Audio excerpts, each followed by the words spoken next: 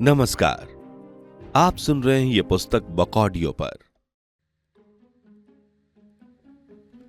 अंधेरी नामक जंगल में सुरीली नाम की एक बिल्ली रहा करती थी। यथा नाम तथा गुण बहुत ही सुरीला गाती, इतना मधुर मनमोहक मानो उसके कंठ में मिश्री घुली हो। सुरीली जब भी अपने सुर से ताल छेड़ती, पूरे जंगलवासी जीव जंतु पशु पक्षी सभी उसे घेर लेते, सुनने लगते। जब तक वह गाना बंद ना कर दे, सुनते रहते।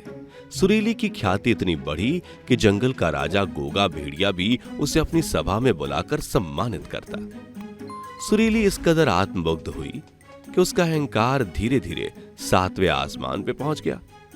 हर किसी को अपने से कमतर अपमान की दृष्टि से देखती, सीधे मुंह किसी से बात भी नहीं करती। छोटे मोटे जानवर को देखकर तो मुंह बिदका लेती, झिड़क देती।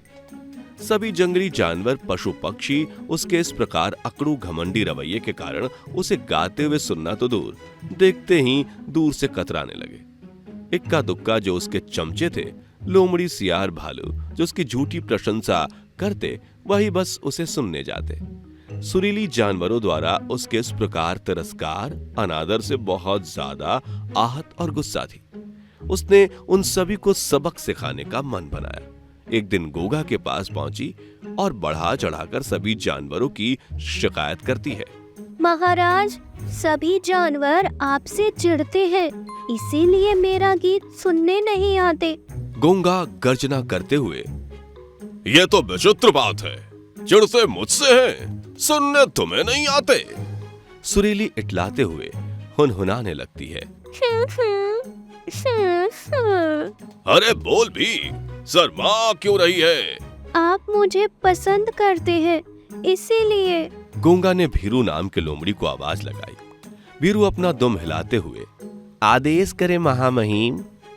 हम सुरीली के लिए रंगारंग कार्यक्रम करेंगे। जा जंगल में जाकर ढिंढोरा पीट दे, जो नहीं आएगा। जी महामहिम। समझ गई। भीरू मनी मन प्रसन्न होते हुए, अब तो सारा गोश्त खाने को मिलेगा। इस नकचड़ी को कोई सुनने तो आएगा नहीं, इस लंपट गोंगा को कोई गंभीरता से लेता नहीं, उसके बाद ये किसी को छोड़ेगा नहीं। सुरीली के सम्मान में गोंगा ने घर घर कार्यक्रम रखा है, जो भी नहीं आएगा वो पेट में जाएगा।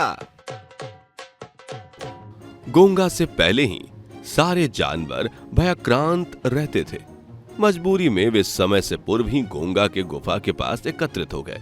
सुरीली सभी जानवरों को कार्यक्रम में उपस्थित देखकर बड़ी प्रसन्न थी। ये मेरी जीत है, अब सब मेरे इशारे पे चलेंगे, जो मैं कहूँगी वही करेंगे। बड़े ठाठ से मचान पर चढ़ गई, राग आलाप करना शुरू कर दिया।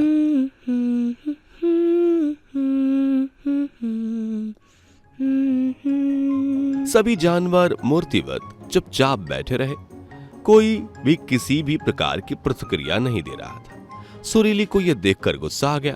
गोंगा से शिकायत करते हुए, ये ताली नहीं बजा रहे।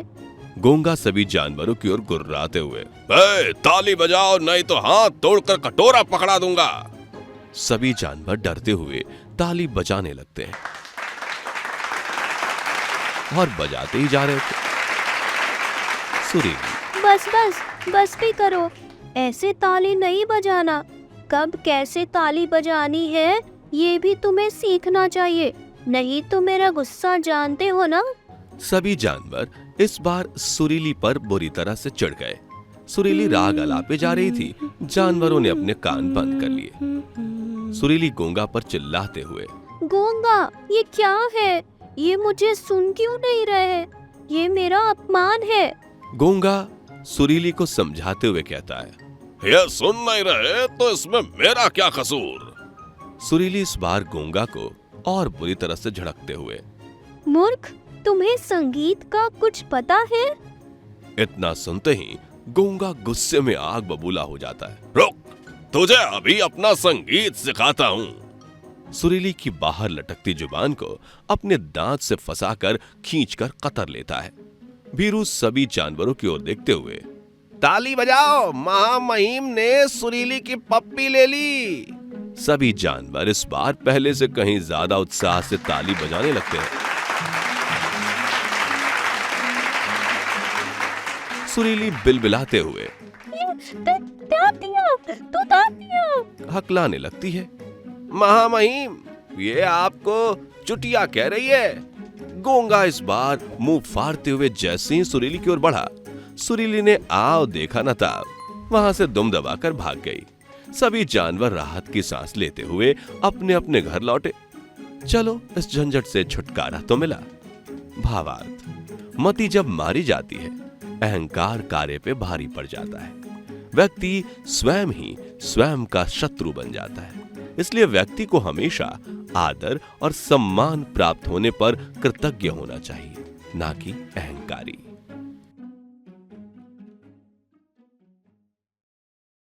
अभी आप सुन रहे थे ये पुस्तक बुक ऑडियो पर। आपको ये किताब कैसी लगी, कमेंट में हमें जरूर बताएं। साथ ही स्क्रीन पर दिए गए सभी प्लेटफॉर्म्स पर हमको फॉलो करना ना भूलें। धन्यवाद।